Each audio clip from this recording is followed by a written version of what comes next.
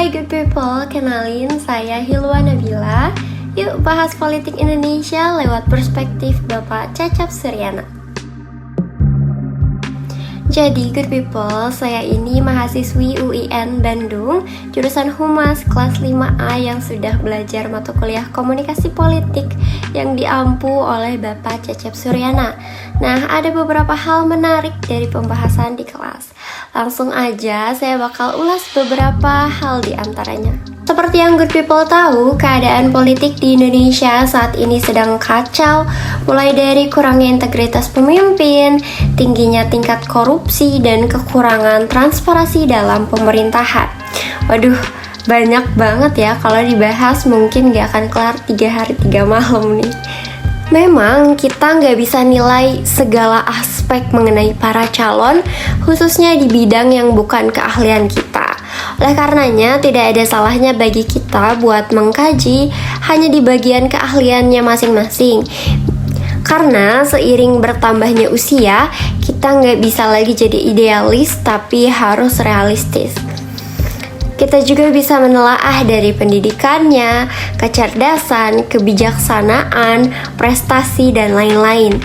Saya juga setuju kepada Pak Cecep yang menyatakan bahwa akan lebih baik jika kita memilih calon yang dekat dengan Tuhan kita, yakni Allah Subhanahu wa Ta'ala.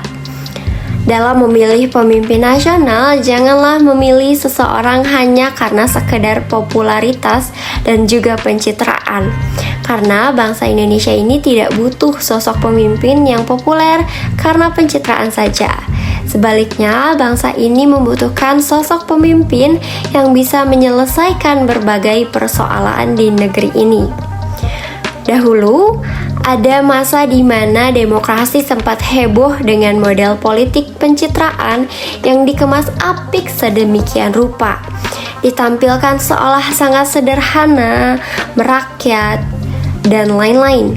Namun, teori tentang politik pencitraan hanya sebatas gelembung politik yang sangat mudah dan rentan pecah atau meledak. Dulu terbantu sama alat yang cukup efektif yang namanya media sosial, yang kemudian berlanjut sampai framing media konvensional atau mainstream. Sekarang itu politik pencitraan sudah tenggelam. Situasi tenggelamnya gaya politik pencitraan ini akan terus menjalar ke segala arah karena ia menjadi bumerang dan membunuh karakter sendiri atas pencitraan yang dibangun di awal namun tidak mampu dijaga.